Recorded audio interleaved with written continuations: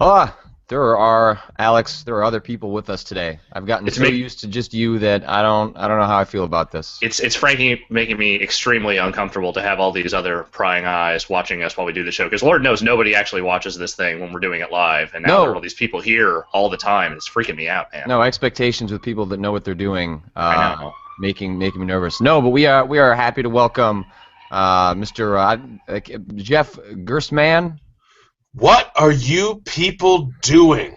You finally decided to see what was happening this early in the morning on the other Yeah, parts of the site. yeah. I didn't go to sleep last night, and then there was all this stuff on the internet about like, oh, we're doing this live show, and I'm like, what? Wait a minute, the hell are you?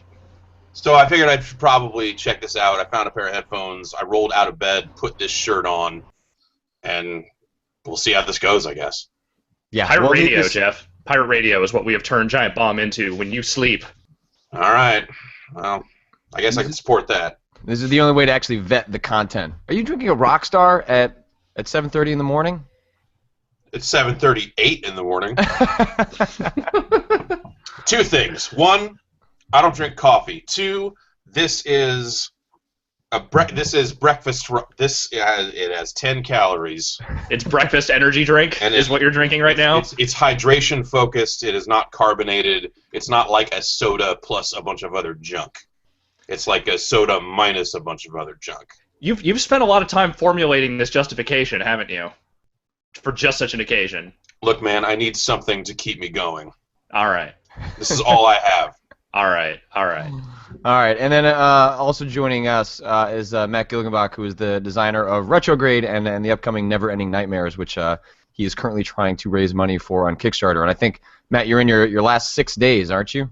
Yes, yeah, we're ending 7 p.m. Pacific, I think, on Sunday, this coming Sunday. So it's definitely an exciting and nerve-wracking time. So can you, like, for people that aren't aware of the game, we know we had a short interview from PAX East. Like, can you kind of give sort of the elevator pitch of what you're trying to make? Sure, so Neverending Nightmares is a psychological horror game, but I'm actually drawing on my own experiences battling mental illness. So I suffer from obsessive compulsive disorder and depression, and so I'm channeling my experiences dealing with those illnesses into creating this sort of terrifying atmosphere. The art style for the game is also really unique. It's inspired by Edward Gorey, and so it sort of has this pen sketch look with all these little lines, and I think it works really well because we're doing a lot of things with light and dark, and we have sort of an interesting lighting model. So so you're in the last 6 days. So I know when I've talked to other sort of people that work on Kickstarter projects that they sort of underestimate how much time it is going to be to run one of these and how much pressure there is. Like, does it feel like another job in addition to actually, working on the game sometimes?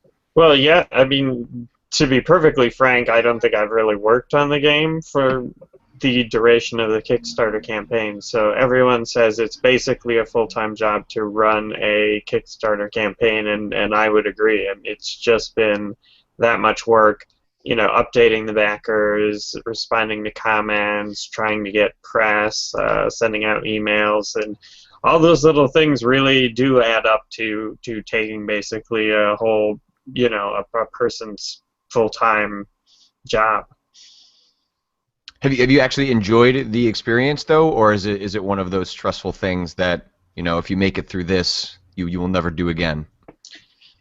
No, Well, I mean, to some extent, right, you're doing it for the payoff, and not the payoff just in terms of the money, but in terms of the community you're building, because I think that in and of itself is really valuable, and certainly one of the great things about, Giant Bomb is you guys have a really passionate, really dedicated community, and so through Kickstarter, I hope to achieve something like that for Neverending Nightmares. And so connecting with people, responding to their comments, and that type of thing does take up a lot of time, but I think it's going to be valuable because we're building this community. And so I enjoy building the community, and I think if we get the game funded, and I'm going to have to continue to devote a lot of time to the community, even though we're not on Kickstarter.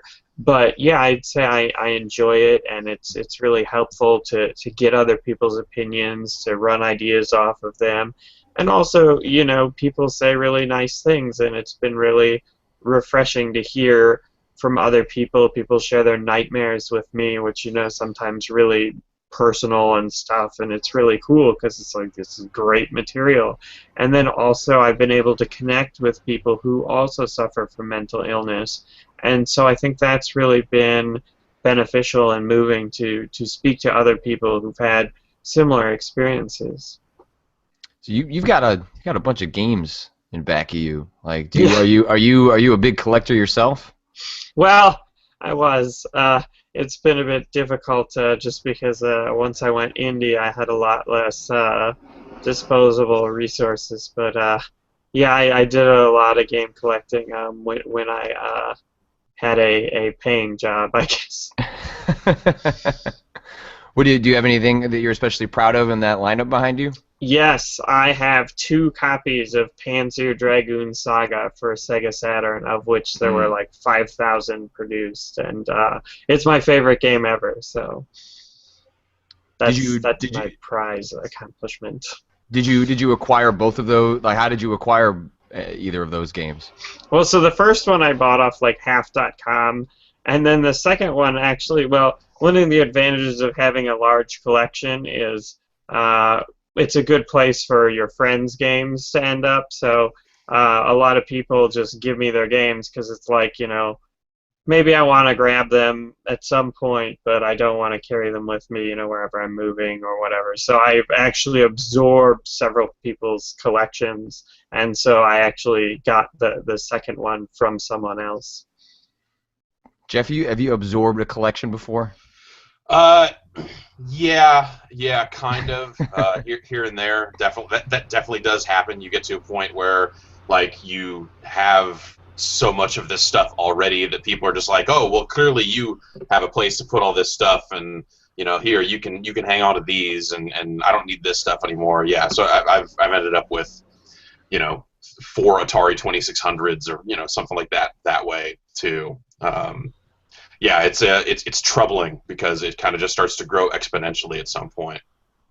Well, and I imagine that you also like start to get a reputation. So then when people want to get rid of stuff, they're like, well, rather than throwing it out, which feels like such a horrible thing to do, well, I'll just give it to Jeff. He knows what to do with it, which is put it in a box somewhere. Right, exactly. Put it in a box somewhere. Then, or then, when it's like current stuff, that gets really crazy because it's just like, I get a lot of this stuff already. Like, I don't need more copies of Modern Warfare 3, But you end up with them somehow and all that. So, yeah, it's rare that people come through and be like, here, take all these rad Saturn games, or take I've got all these sealed N64 games that I just don't want. It's usually, it's here are the most common, like, here's Madden 03. Like, great, excellent.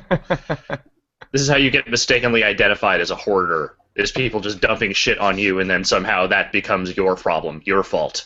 Yeah, I've been thinking actually about starting to maybe trim some of this stuff because it's well, whatever. I don't really have to. I'm lucky enough right now to have the room for it. I actually have those exact shelves like that. I'm looking at that shelving unit, just going like, yep, yeah, you could totally move those things around. It's perfect for different sized game boxes and all this other stuff. And but one of them is half full of DVDs. So, like, project number 1 is get rid of all these stupid movies so that I have more room to display the games that I actually care about. Yeah. There are maybe 7 movies on the planet that you would actually want to own. 2 of them are Beverly Hills Cop movies. So, you gotta get rid of the rest of that shit. You're fine. Yeah, exactly. So that's a process though, because at some point I decided that at some point owning DVDs was the only way to own movies. So I ended up with 400 of them or something like that, and now that's just stupid. Matt, did you have some sort of particular game that kicked off like your quest to start collecting stuff, or was it just something that sort of Like I usually get the impression that people that collect stuff, it kind of just starts happening accidentally, and then they just start, amassing more and more of it. Or was there like sort of something that you were going after originally?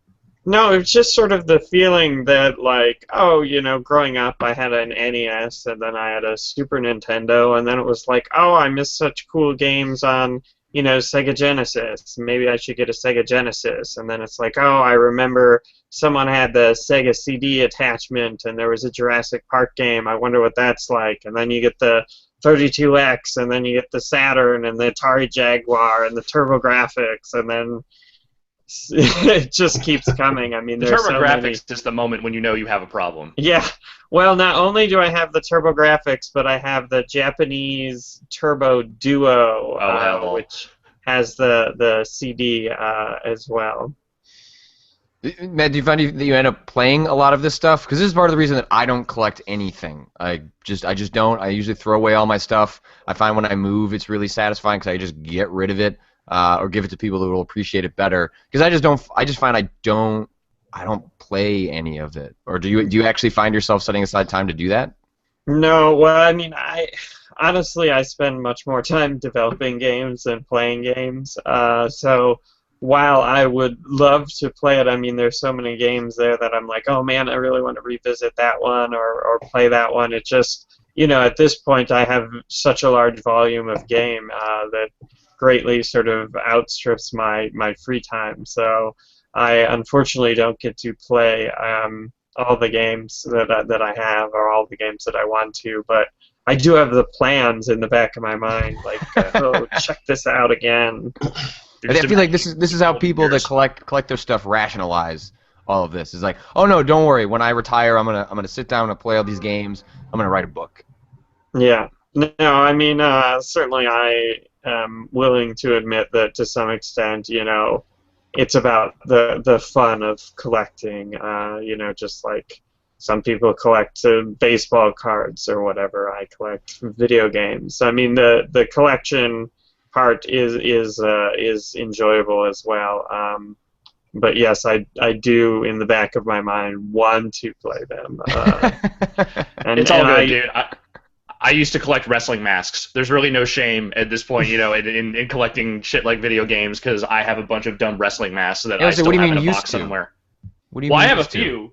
I have a few that are still up on display, but I stopped collecting at a certain point when I realized I had run out of like styrofoam mannequin heads in which to display them with, and I was not going to go to some sort of fabric store trying to find mannequin heads to put masks on. That was not going to happen. How'd you get the first batch of styrofoam mannequin heads? That I don't really want to get into, to be honest with you. There were some deals, some things happened. I don't really. It's not really for public consumption. At least with games, you have there's like a finite number. There are you can kind of take different subsets of them and go like, well, it'd be cool if I had all of these games, or it'd be cool if I had all these games I remember from when I was a kid, or something like that. Like wrestling masks just seems like on some level there's an infinite number of there's no number on them. Like, okay, I have all 200. Like, I'm done. I can get 200 mannequin heads and finally be done with this and finally be free and clear of it. It just seems like that would get you forever. Yeah, once you start getting into like color variants and shit, you're doomed. You're down a rabbit hole you cannot climb out of. That is when I cut myself off. I was like, nope, no more of that, no more. So Matt, before we let you go, like you're in the last 6 days, so so what is sort of do you have an actual like game plan, or are you just sort of like winging it day to day based on how things go?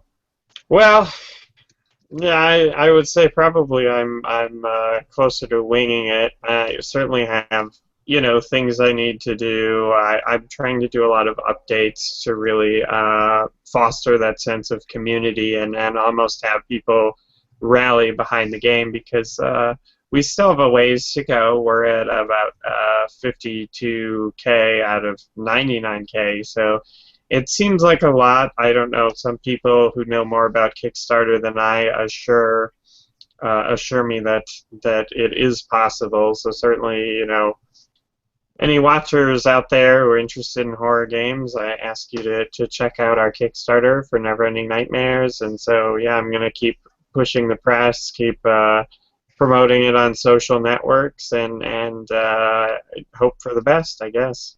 I mean, it seems like that's also one of the things I hear pretty commonly from folks is that there aren't a whole lot of hard lessons on project to project. So, something that works well for one group doesn't necessarily translate to someone else. There's not like a checkbox of, well, if you do this, then you'll be just fine and you'll be able to make your game.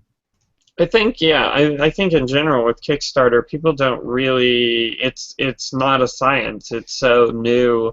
It's like the Wild West. People are figuring out new and interesting ways to promote their projects on Kickstarter. Certainly, if you have a big name or you're making a game that's similar to some much-loved game, then that's probably going to be pretty successful. But then there's sort of games that seem to come out of nowhere, like Hyper Light Drifter or something. I don't know if anyone saw that coming. They asked for 27,000, and they're, I don't know, tracking to close to 1 million or something like that. I don't know. They're just, I mean, the game looks great, but it's like, wow, people are really, really digging that, and so. Yeah, I don't know if that's like a culmination. It's from the designer of Samurai Gun, which has gotten a lot of buzz lately. Oh, yeah. Out of That PAX. game looks amazing. Yeah, but yeah, there's something about it that, it can't just be that, but then maybe it's, combined with the look and some of the, Disaster Piece of Fez fame is doing the soundtrack. So, yeah, it's really hard to tell. But, well, we wish you luck, and if people are interested in checking out more, they can do that on Kickstarter. And then, Matt, you and I have talked about maybe doing some more stuff in October, given how much of a big horror guy you are. So we will definitely be in touch and see more of you in the near future. Cool. Well, that sounds really great, and thank you so much for having me. Cool. Thanks for joining us, Matt.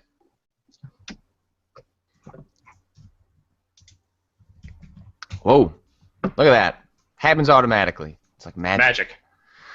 This Google stuff, man. It's just I, crazy technology. I've also been enjoying, so you have to learn pretty early on when you start using this, and I've seen this happen with you, Jeff, a couple of times, where, if you have stuff on your desk that rattles, it will alert.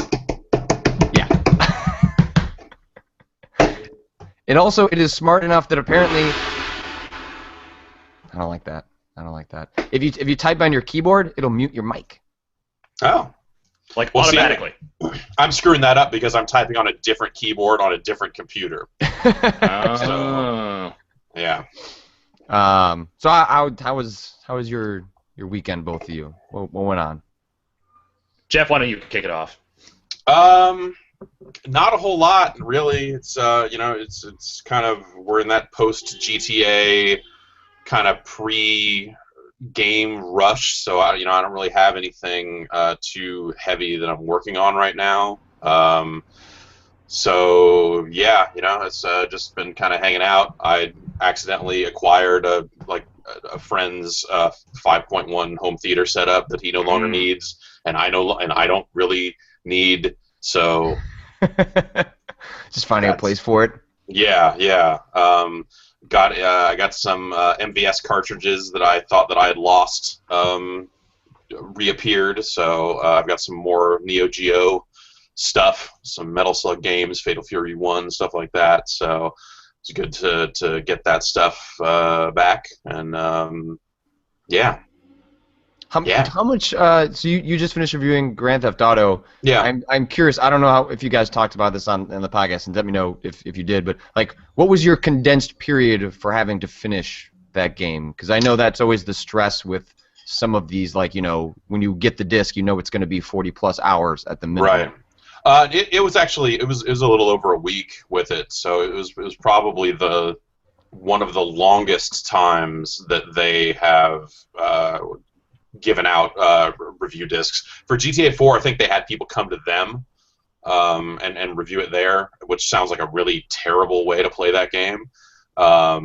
So yeah, it wasn't really an issue. I actually kind of just dawdled with it a little bit, whereas okay, I played a ton of it as soon as we first got it, and then kind of just had some other stuff happening, so I stopped playing it for a few days. And it was the weekend before the review ran, or the Friday before the review ran, I think, is when I finally finished the story. It was okay, I'm done playing this thing. I can get this review out and get it done. But yeah, it was it was kind of an interesting show of confidence on their part, because like the GTA review process, like over the years, like since GTA 3, has always been a little off compared to. What was 3 like?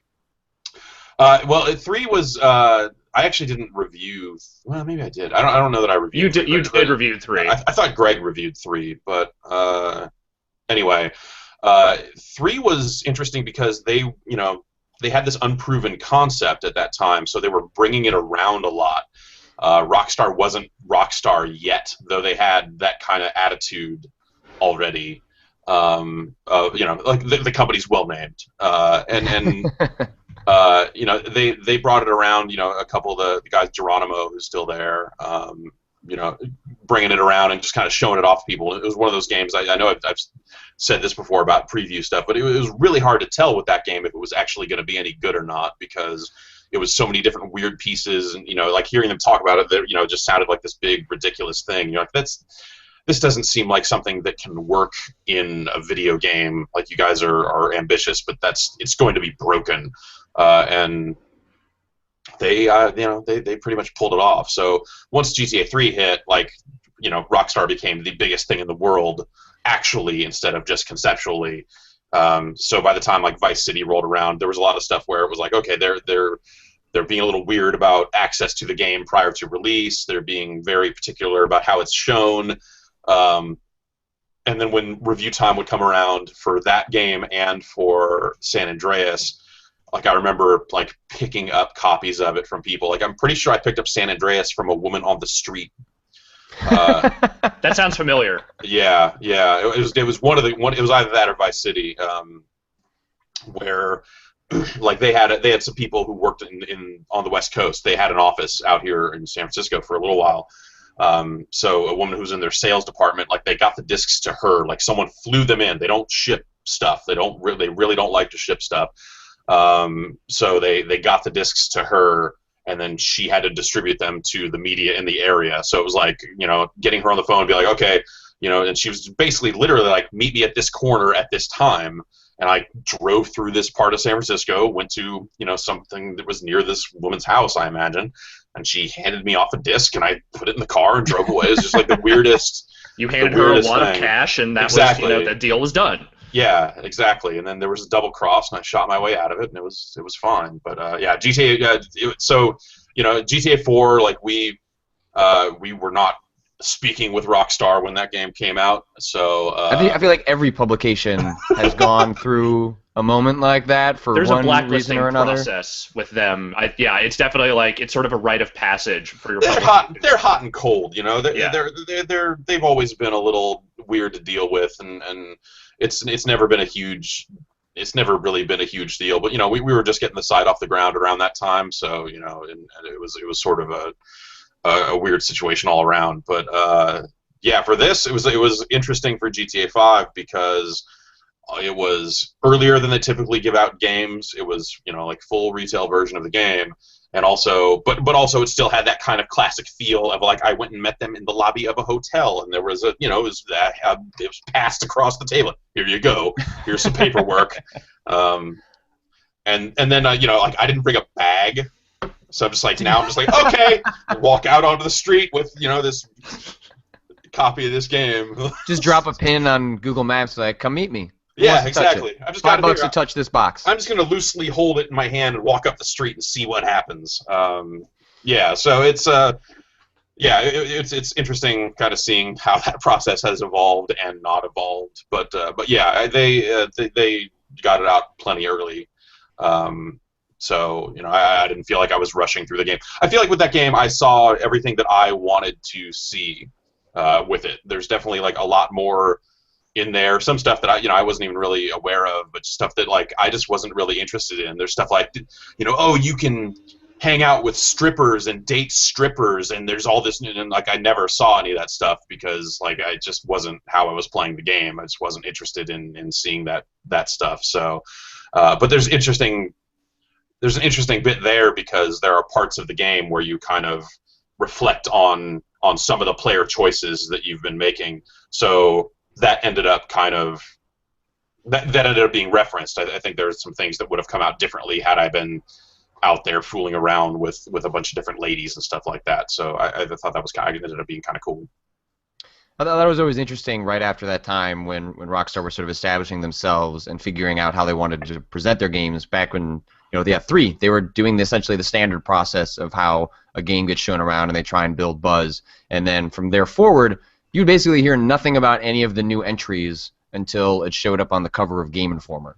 And that Game Informer cover would drop during the week of E3, I think. And they would hand out the copies, I think, at E3, and that's where everyone would kind of see the details on GTA for the first time. And you wouldn't have a meeting to go see the game at E3 because they'd be showing their other stuff like the Warriors and State of Emergency back when they were first starting to pivot to, hey, we've got to make things other than Grand Theft Auto in the years that we're not going to have a Grand Theft Auto out. Right. The thing you would always hear was that it was a GTA year. They would have it there, but they wouldn't be showing it to press. They would have like a room somewhere that they would be letting like their business people come in and check it out. But like they just never had the impetus or the interest in showing that game on the floor after 3, really. Yeah, I don't think I've seen a GTA game on the floor or anywhere at E3 since GTA 3, when they just straight up had kiosks with it right next to State of Emergency. But yeah, there was a while there that they did still have a booth on the floor, or I mean, there was one year that they just had a bus. There was a big Warriors bus or something, and it was like fenced off on the floor. I remember going in there and getting a demo of, I'm pretty sure it was the Warriors. But yeah, they don't really show at E3 because they don't really have to. It's kind of an enviable position for them to be in with that stuff, where they can just kind of, rise above kind of the typical process for that sort of coverage. And it's one of those things I think more companies are trying to do now. I mean, like we haven't really seen a lot of Battlefield, for example, but there are plenty of other people out there in slightly different lines of work that have. So different companies are kind of trying different tactics when it comes to how best to show off their game prior to release and prior to that review cycle, and some of it's working better than others. I think you have some companies that think their games are much bigger deals than they actually are, going like, well, we don't need to show this off to anyone. We'll just go right to the fans. Like, good luck with that. Okay, that's fine. Like I don't really care about video game previews, so go for it. I mean, but it's fascinating to watch those strategies. Like, I think what you're referencing in particular is EA and Battlefield 4. They're holding a lot of small events for YouTube guys, and having them come out. And this is separate from sort of a lot of the known names like Total Biscuit. Like Total Biscuit and guys that are sort of on that level are essentially what we're doing, but they're doing it on YouTube. These are lower level guys that are invited out and then get to do a bunch of raw capture, and there are certain restrictions that go along with that. Just like when we would do preview coverage, you've got to have these restrictions. Like I know I was watching one of the videos, and the guy had to like continually state that it is pre-alpha footage, like so that because otherwise people were getting really confused on YouTube about this, being from the final build of the game. So I thought it was interesting to see that sort of struggle of PR trying to make sure the game's not done, but it's out there sort of in the wild with these YouTube guys, which they're still trying to figure out exactly what I think the utilitarian nature of that crowd is and how much of that actually translates into sales. Because I think it's one thing to see a bunch of big numbers. If you see 400,000 views on a Battlefield video from some random guy, that sounds impressive, but I think that's maybe the equivalent of trying to make money on a podcast. Like, does that exactly turn into, dollars for this company, right? Or is it just that people are excited to watch the game on YouTube? And are they reaching out to people that would already, are they only hitting people that would already know that there's a Battlefield game coming out that they want to buy, or are they reaching a wider audience? I don't know. It's one of those things that I think that, that whole process for how video game previews and stuff is run has been so broken. And different outlets are finding different ways to adapt and adjust those policies. So I think that's been good on our end. And as people outlets like ours get smaller, as the nature of that stuff changes, it's only natural for companies to try to find other outlets to or other ways to kind of showcase their games prior to release. So. I don't really blame them for going out there and trying this different stuff. I just don't think it's going to work particularly well. And some of that stuff just it seems a little strange. Like I know when, well, what was it? Which game? Kingdoms of Amalur Reckoning was coming out. They ended up, like, I think EA ended up sending out copies to popular live streamers and stuff like that. Even if they didn't cover games like that, there was this element of like, well, if we like have a community effort, this grassroots thing where we're sending these games out to people and saying like, hey, you should stream it, will they build some sort of groundswell of support for this product? So it's been interesting. I think the marketing and public relations for video games and the way that we cover them, like all that stuff is changing so rapidly right now. It's weird to see all the different tactics coming out and how that stuff manifests. Yeah, well, I think it's similar to when Matt was talking about trying to manage a successful Kickstarter. It's that because everything's become so fragmented, there aren't a whole lot of hard lessons from game to game, and I think everyone's just kind of throwing things at the wall to see what sticks because, as the traditional press sort of begins to shy away from doing this pre-access coverage, and especially having things kind of really, like shit really hit the fan with like a game like Aliens Colonial Marines, a game that got an incredible amount of pre-release buzz, and then everyone feeling like, well, what the hell, are we doing if that's the kind of thing that we're passing on to our readers? Fortunately, we've been able to avoid that just because, by and large, we just don't even do that stuff unless it appears like on a podcast or something like that. But or on a morning show. Yeah, sure. It just feels like there are less avenues for that in the traditional means. So it's more just, Alex and I constantly bitch about on this show and just in private. We handle most of the trailers on the site, yeah. And at some point it's just like, I'm not gonna put up another 14-minute Assassin's Creed 4 video. It looks cool, whatever, but like we put up 2 last week, and I don't know who this is servicing anymore. If even I'm getting tired of watching them. Yeah, it's the trailer stuff is really getting weird. I'd be interested to know if they have actual hard data about, okay, because the Ubisoft process really does seem to be like this mad dash at the end where there's just like trailer. I assume they wouldn't be doing that if it didn't work in some way. But like the trailer stuff as it relates to YouTube and as it relates to like who controls that content and stuff is also super weird. I know, there are definitely outlets out there that have, brought in a ton of views on YouTube by just getting a trailer up an hour earlier than everybody else, and there's been some amount of negotiating for like, oh, we want to have the exclusive on this trailer and stuff, and and that stuff's been going on for years, even before kind of the YouTube views race began, but. I don't know. Like that stuff just seems super crass to me. Like I understand from a business perspective why you would want to do that, but at some point it's this case of everyone fighting each other to get the honor to run a commercial first. Well, and it's no different than the rat race that like all of us are pretty tired of. Like it's just the exclusivity and rat race all over again, just manifested in what's making money right now, or at least what's impressive.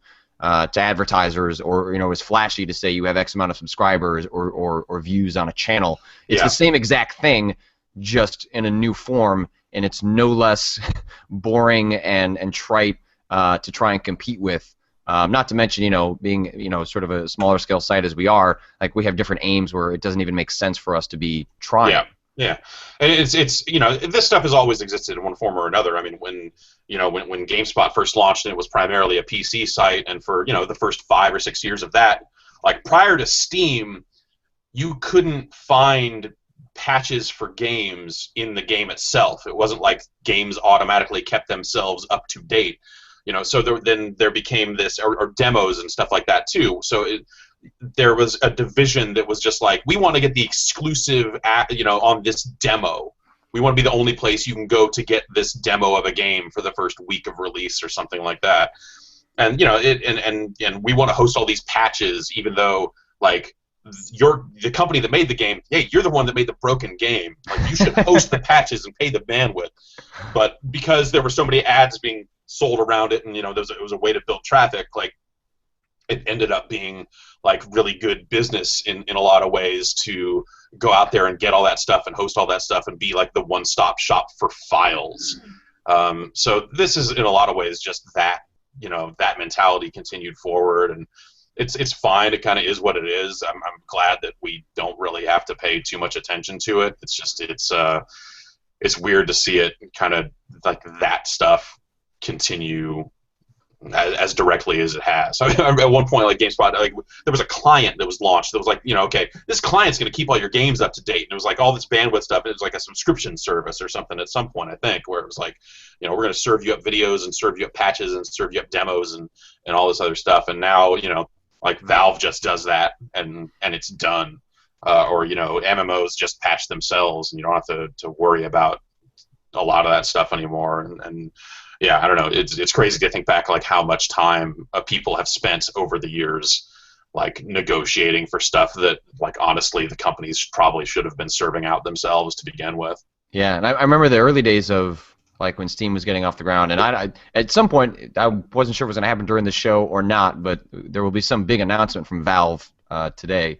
Oh, that's right. Yeah. The first one's supposed to drop, but I remember when Steam started updating Counter-Strike, that there was a huge division over people disliking the idea of their games auto-updating, because with Counter-Strike in particular, people became very attached to certain versions of the game, right? Balances, and so you would have people essentially forking the game and preferring a certain version of the game, and being upset that Valve was forcing you to continually update the game because they liked the way, I'm not a Counter-Strike player, but I just really remember seeing all of these debates play out as, like, sort of Steam took its first steps into becoming a service that people didn't fucking hate, which was absolutely the case and is easy to forget about the early days of Steam when Half-Life 2 didn't unlock for anybody, and was a huge nightmare to deal with when that first rolled out. Yeah, definitely. I mean, there was a lot of stuff. Yeah, like we needed to keep running 1.6 beta because the 1.6. That's right. Yeah, this weapon balance is more to my liking or whatever. Yeah, like that mentality just doesn't exist anymore. I mean, it's especially companies have control of the servers and all that other stuff. So it's almost like you can't really connect to some games at all unless you're running the latest version. I mean, that's certainly how it is on consoles these days, and most PC games seem to be in that direction too. So it's I think that's a convenience thing more than anything else. Like I would rather just never have to think about that stuff instead of having to worry about, like, I need to run this very specific version for all this stuff, and that's just, maybe it's just I don't care enough about any one game anymore to really be like, the balance in this one's right. But that's I'd much prefer the convenience. So I mean, I guess that's a good transition to talk about at least a couple of headlines. There wasn't much that happened this weekend, but we did miss the Valve one on Friday's show, where they're going to have 3 announcements this week. The first one is supposed to come, according to the chat, at 1 p.m. EST. So we're a little ways off on that. Yeah. But by all accounts, it should be 3 announcements that are related in some way to their hardware platform, or at least what their plans are for hardware. So, Alex, what do you make of all this nonsense? Like, do you want to put down some bold predictions a couple hours ahead of time? Oh, geez, yeah, I don't. Here's my one bold prediction: they're not going to announce Half-Life 3. Okay, that's fair. Yeah. Number 2, I mean, it's going to be. My guess is that it's something pertaining to their hardware thing that they're working on, the Steam box, if that's what they end up calling it or not. I'll be the first one to admit I have not been super duper following that whole thing super closely, just because the idea of a Steam running mini PC that's probably running on Linux is not really the kind of thing that I would super go for. But that said, I am super interested in the idea of Valve getting involved in the hardware market somehow, and with all the random talk that's been going on with that thing forever at this point, this feels like, well, if they're hyping up announcements at this point, and with the way they've been talking about stuff, kind of seems like the direction they're probably going. I don't know what they're splitting out into 3 announcements though. That's the thing that's kind of baffling me a little bit. So I have no idea how they're planning on parsing that stuff out. I mean, I wouldn't be surprised. So one of the lines in the teaser site says, they're going to involve the community in this process. So I wouldn't be shocked if today's announcement is sort of just laying out the grand vision, right? And there's sort of like the groundwork of what's going to happen through the rest of this year and into next year, and then the rest of the week is more some specificity on how exactly the community is going to become involved. Like, I wouldn't be surprised if You know, we saw with the Ouya, that controller is garbage. Like, it is Oh yeah. terrible. It is not at all Oof. usable. Yeah. And that, you know, as much as I like Valve, you know, if we learn anything from Ouya, launching a hardware platform, making a controller is not an easy task, even for someone as talented as Valve. And so I wouldn't be surprised if they have some sort of way of involving the community that's not only to vote on designs for the controller, but to start sending out hardware prototypes to sort of like selected members of the community to solicit feedback, so that maybe their first swipe at it isn't a complete embarrassment. Yeah, I think that makes some amount of sense. I mean, you know, also, if they really want something that's going to reach across every game or every style of game that people play on a PC, you know, then whatever they do from a controller perspective is going to have to take keyboard and mouse into account.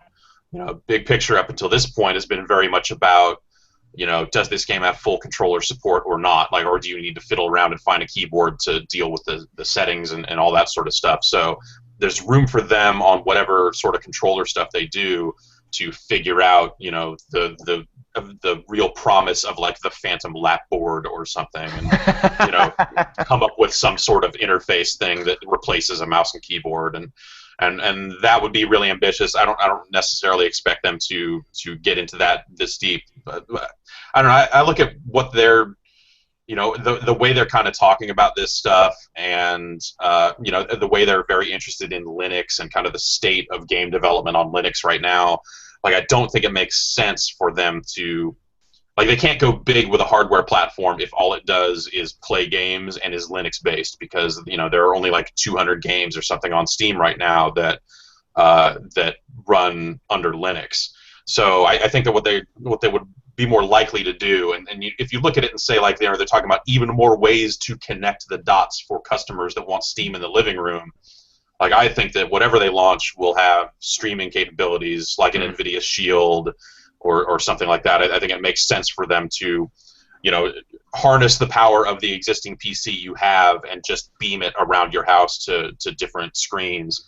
I think that makes a lot more sense. It lets them put out something that's way more cost-effective, and it also gives them some leeway in terms of different configurations. I mean, you know, they could have something that is streaming only. They could also have a mid-tier box that does all the streaming stuff, but is also kind of a low-end Linux box that can run kind of the like some thin games that that won't require you to spend a whole lot of money to have a machine like that. And then, you know, they could eventually also have a high-end machine that is like, okay, this, you know, it'll still stream stuff from the PC because, look, Windows is still Windows.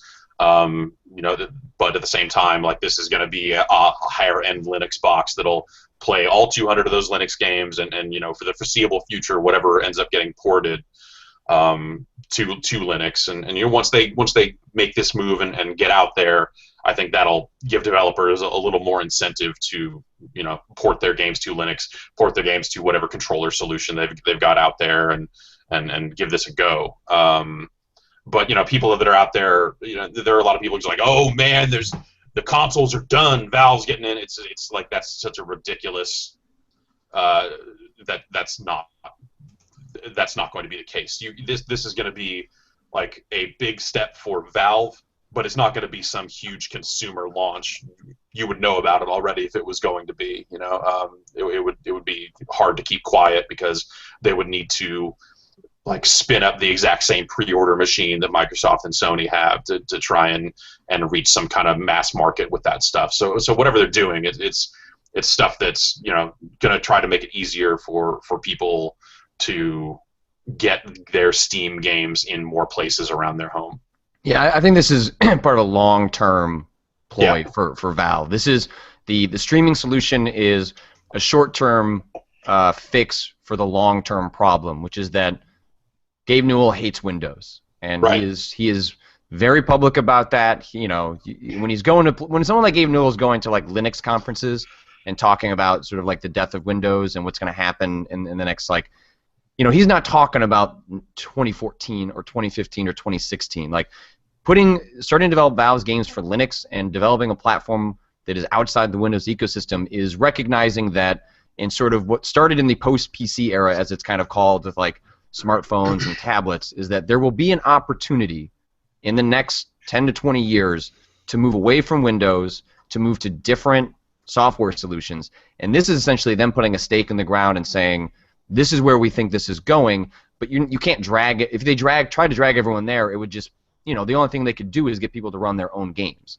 But if they put in a solution for other partners to kind of stream their games, give incentives to port it to Linux, and then, when they do get around to announcing their next major game, whether it's Left 4 Dead 3 or Half-Life 3 or whatever, you will know that it will be available day one on Linux, and I wouldn't be surprised if that's the best version. Not in terms of, feature set necessarily, but my guess is the performance is going to be such that they're going to want to start bragging about reasons that that you want to run it through Linux. And then at that point, it starts to become a question of, are you only getting those performance gains if you're getting a second machine that's only running Linux? Can you even run Linux in like a virtual machine? Is that possible? Totally. Yeah, I mean, you can dual boot a PC with Linux, and if you've got the right hardware, you can dual boot it with like a Mac OS or something like that too. It's like all that stuff is super flexible. That's the whole point of Linux, is that it's open and everywhere and all that sort of stuff. So like there are benefits from like a resource perspective if if you've got a very kind of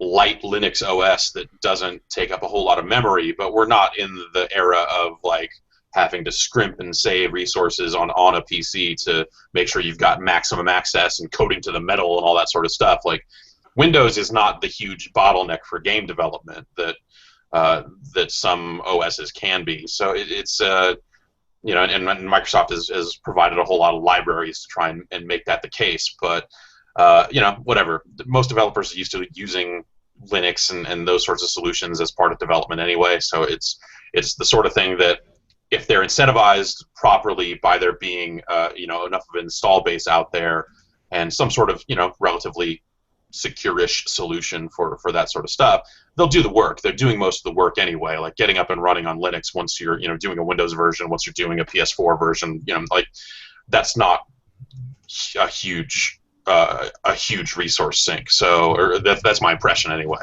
So it's the sort of thing that as soon as they get a good reason to do it, I think developers will be happy to put out their game on that platform and see it as it grows. Especially, if Valve is very serious about this. Yeah, like you said, this is their stake in the ground. This is their kind of like first step in kind of a long and probably grueling campaign.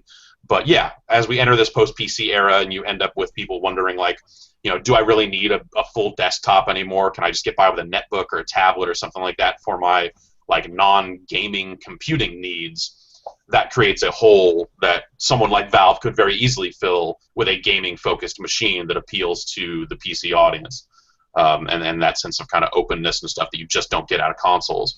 So it's an interesting risk for them to take. I think it's something that could pay off depending on kind of how Microsoft shakes out. I mean, they just seem like a mess. Like I'm running Windows 8.1 here, and it's fine, but I don't know what you're talking about. They're doing great. They're having a Surface event here in New York right now. Everyone who's there sounds real excited to be there. It's going to be fantastic. Everything with Windows, aces, all the way. Watching there's pre-roll ads. I don't know if we're running them. I know I saw one on GameSpot over the weekend.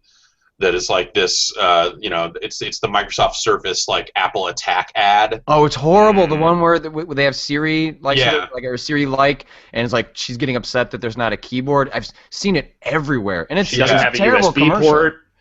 Yeah. And it's those are like valid differences, but like you have to be looking for something so dramatically different out of a device for any of that stuff to matter. I think it'd be cool to have a really good portable device that has USB ports and a keyboard. So I bought a MacBook Air.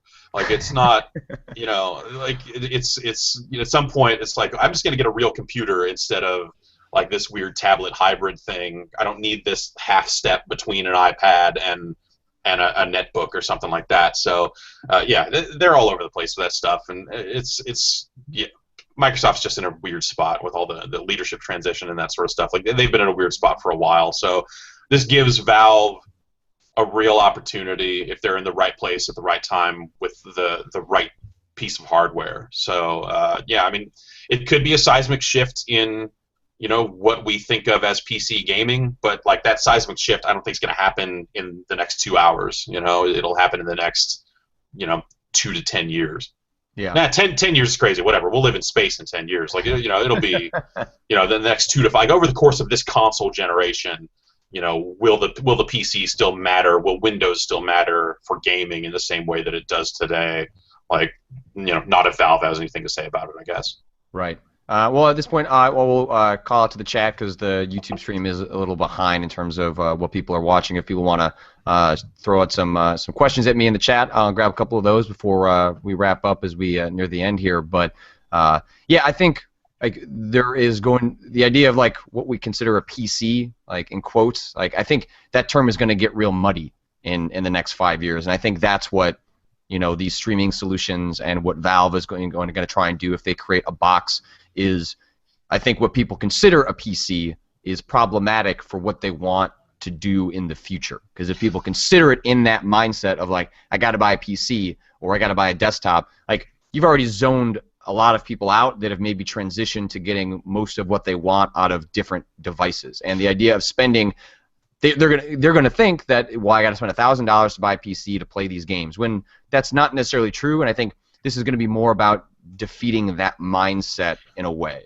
Totally, and making that stuff easier while also still allowing the people that want to go all the way down the rabbit hole to perform the upgrades that that PC users want to upgrade. I mean, the cool part about PC gaming for me is that aspect of like, I can just go buy a better video card. I can, if I need more RAM, I can just go get it. It's not this, it's not this set planned obsolescence device that is just going to get thrown in the other room eventually. It's a proper living platform that I can upgrade as needed. There'll be those generational shifts with, architectures and stuff like that. I was like, okay, now I need to get a whole new motherboard, and now RAM is faster and that sort of stuff. But I think that's the stuff that, Valve has proven itself to be a pretty smart company. So I think, if they do lean into this stuff, they would certainly keep those sorts of things in mind, like the upgrade mentality and how that stuff sort of works, rather than just provide this relatively closed and limited platform. I think that benefits no one, and that doesn't really replace the PC in the way that that is acceptable to people that are currently playing PC games. So it's kind of a minefield. Like they can't just go make a console and say, hey, in another 5 years, just throw it away and buy another one, because if people wanted that, they would just be buying consoles. Right. Fair point. Before we get to the user questions, Jeff, I just had one thing I wanted to kind of float your way. You, a veteran of many Tokyo game shows over the years, curious to see what you might have thought of what little news and what little information did come out of this year's TGS. Did anything strike you at all, or did this seem like a pretty boilerplate show, just kind of anticipation of the new consoles? Yeah, it just struck me as kind of sad. I feel like this could have been the year for TGS to really get back on the map in a lot of ways, because there would be these new consoles, and it's sort of the last stop for console information before this stuff starts to ship. But everyone announced everything ahead of time, so there weren't really any big announcements left for the show, and Sony's not even launching there until next year, and I guess neither is Microsoft, right? Like I mean, we don't even know when Microsoft's planning on launching in Japan at this point. So yeah. So it's Tokyo is Japan is not the lead market it used to be for either of these platforms. And I think that makes a lot of business sense, but at the same time, I think it's just indicative of what we've been seeing, what we've been kind of commenting on for years as it relates to Japan and the Japanese game market. Like it's a very dramatic shift away from that territory, kind of calling a lot of the shots, and you see a lot of that with kind of Sony's presentation, worldwide, who they're putting on stage and who's kind of calling the shots on that platform. And I think that there are still going to be some great, like the most exciting thing for me out of TGS, I think, was that La Mulana 2 is coming. And that's awesome. But yeah, in terms of just like big announcements or big things that were only at TGS, like no, it's not. If there was going to be a year for that to happen, it would have been this year. But it sounds like attendance was great. So it seems like there's definitely like some public appetite and for games there, which is great, and hopefully we'll kind of see like that whole territory kind of find its footing and all this sort of stuff. I think it's there's definitely like that burgeoning kind of indie scene, that indie movement that we keep hearing about throughout Europe and throughout the U.S. Like it's definitely happening in Japan too. So I think that's maybe the most exciting sort of thing to come out of that is like, hey, Bit Summit 2 is coming. There'll probably be some cool stuff out of that. And yeah, TGS. On one hand, I'm glad I didn't go because I would have gone in expecting there to be like real big actual information there. But Right. on the other hand, it would have been so light that would have left plenty of time for shopping. So Think of all the money you could have spent, Jeff. Think of all the dumb things you could have had to smuggle back in a suitcase. yeah, exactly. There's a ton of stuff. Peter Brown from GameSpot went over there. He offered to mule stuff back for me, but I couldn't think of any specific stuff that I wanted. Like I just wanted to, I should have actually just probably given him like $500 and said, just go buy TurboGrafx games and just go bring back a bunch of PC Engine stuff. I don't care what it is. Just get it. But that's only fun if you're out there doing it yourself. So that's I don't want to buy a score. I wonder, some of the comments Sony made about why the launch is happening. I think it makes a lot of logistical and marketing sense why they're launching later in Japan, given that the real battleground is outside of there. But that aside, like one of the comments that I think Shuei Yoshida and some others were making was that Japan is still in some ways a little lagging behind in terms of adoption and getting their games ready for next generation, and that there just not being enough games to properly launch in Japan this fall if they wanted to. And maybe that stuff will shake out, but that also scares me a little bit that part of the reason that Japan fell behind this generation was there was a lot of structural shifts and technology shifts that they weren't necessarily prepared for. But it would make me a little nervous if that stuff is still being worked out as we were heading to another hardware transition, because that industry can't afford to spend another 6 years trying to find its footing. Exactly. I mean, look at I think look at when Catherine came out, and everyone looked at that and thought, well, this is the kind of small game that they're doing to for Atlas and that team to get their feet wet with this hardware so that they can roll into full production on Persona 5 and make it happen. And here we are. They haven't even necessarily actually announced that as a real product, other than to say like, yeah, we're working on it. Like, what do they do? I mean, whatever. They're in a weird position because they're getting sold and all that sort of stuff. But I feel like a lot of Japan is in sort of a weird position. Just they went through some very hard times economically speaking. I haven't checked in recently to see if that's doing better or worse. I mean, they have a radiation problem. There's been disasters, like huge, the earthquake. Like there's been tons of stuff that has gotten in the way of that nation's ability to produce not just games, but electronics and all this other stuff. So the yen's been a problem for them too. I know Nintendo constantly cites that as one of the reasons that they're having all sorts of problems outside of that. But the way the yen works out, it definitely hurts even when they are doing reasonably well to post the kind of profits that they would like to.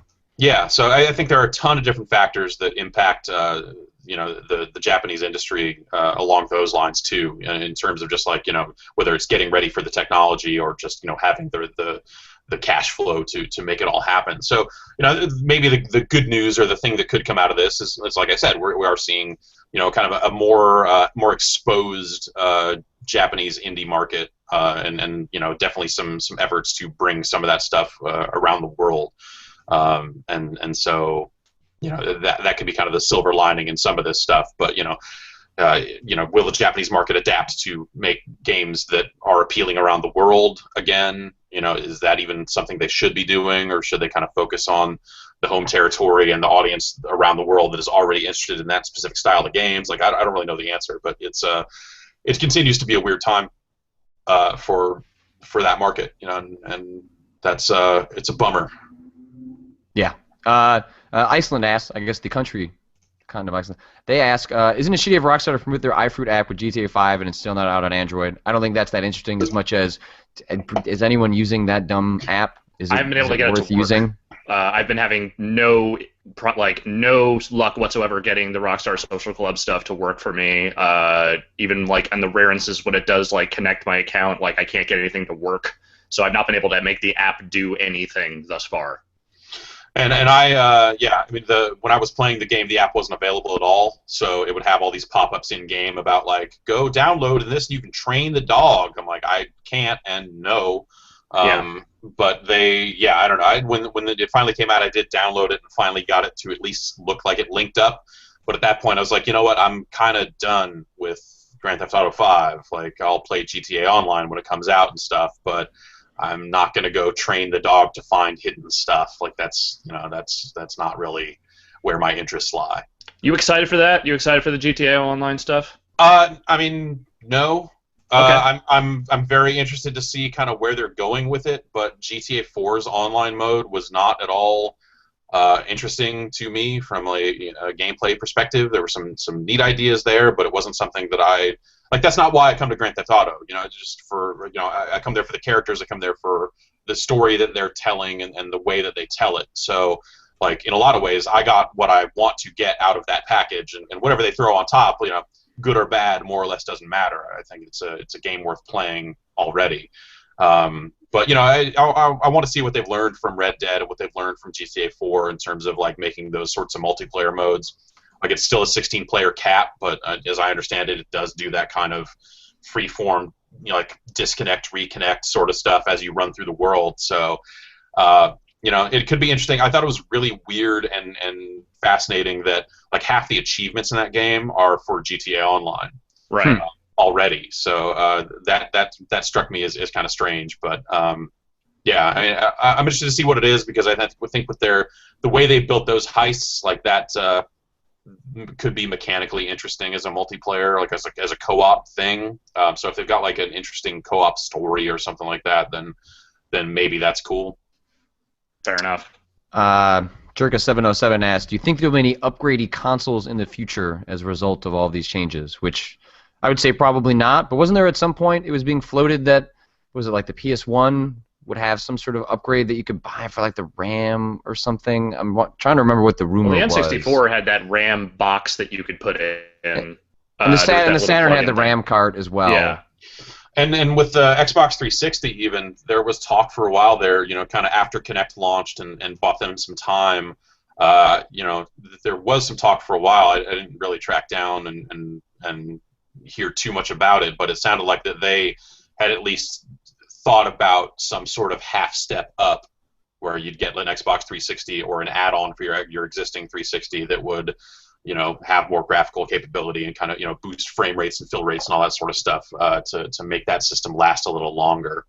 But that never came to pass, thankfully. Yeah, I don't know, that stuff, it splits the user base, and it makes headaches for developers when they have to go okay, do we need to make the high spec version of this game and the low spec version of this game for the same platform and go through all this process, and that's no, I don't think developers want to deal with that stuff, and it's a weird.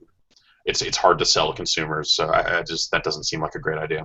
I mean, it makes it tough because you either make it a requirement to play the game and then build around that, or you do horrible solutions. Like I remember when Perfect Dark came out, you could play that without the memory add-on, but the frame rate was already not that great with the add-on, but without the add-on, the frame rate was garbage, and I think it limited a bunch of things you could even do in the multiplayer. Like there were a bunch of really strange restrictions that came from not having paid for that add-on, and at that point it's like, well, why? I mean, I know why they released it so you could play it without it, but why? What was the point? Like all it did was make your game look terrible and create bad word of mouth if you didn't actually happen to purchase that add-on. It was like a demo or something at that point. Some 360 games ended up in this hole where what was it? It was a Halo Reach. I want to say it was Halo Reach that you couldn't play the multiplayer if you didn't have a hard drive. Yeah. And then GTA 5 requires a hard drive, and there's been a handful of other games since. But the decision they made back then, at the launch of the 360, to offer a version of that console that didn't ship with a hard drive, led to a lot of really annoying shit down the line that Sony never really had to deal with, other than that they had to deal with it because the lead platform out there was forcing developers to deal with it too. So that stuff just always sort of sucks, and it always results in developers having to account for the lowest common denominator, and as a result they don't push as far enough ahead as they could. So yeah, it's the upgradable console stuff. Other than like peripherals and like a Kinect camera type stuff, like that's just a boondoggle. All right. Well, I think that's gonna bring this to a close. Alex, what do you got going on this week on the site? Are you reviewing anything? What are you up to? Yeah, I got NBA 2K14, which the embargo's up this week. So as long as I can get online at some point, I will have that up. I got to write something for TV.com today. One of the last things I agreed to do for them. And then other than that, just kind of working on some video stuff here and there, and then getting ready for the show on Friday. That's pretty much my week. What about you, Jeff? Got any plans yet? Soccer is out this week. I think this is the week for FIFA and Pro Evolution Soccer. So we're real big soccer fans out here. So we'll Giant Bomb sports team. Yeah, we'll try and get a hold of those and figure out what's going on. Brad's out on vacation all week. So we'll figure out what sort of hijinks that will lead to. But yeah, I don't know. Like I haven't been in the office yet. I still have to take a shower, so I don't know. Fair enough. All right, well, we'll lead you to that so that you can go sit in traffic for an hour. But I did want to mention also real quick, the second episode of the Power Bombcast is up on the site as of Friday, just in case you missed it. Jeff Gerstmann, myself, Giancarlo Veronini, Jared Ray, and Dan Reicher are talking wrestling once again. I think it turned out pretty well. So if you like wrestling, be sure to go check that out. Cool. All right. Well, Jeff, thank you for joining us, and hopefully you won't cancel the show. It'd be nice to see you. Hopefully you'll consider it. We'll see. I don't know. Seems like kind of a fucking train wreck, you guys. We'll figure it out. All right, Alex. I will see you again on Friday. A woo.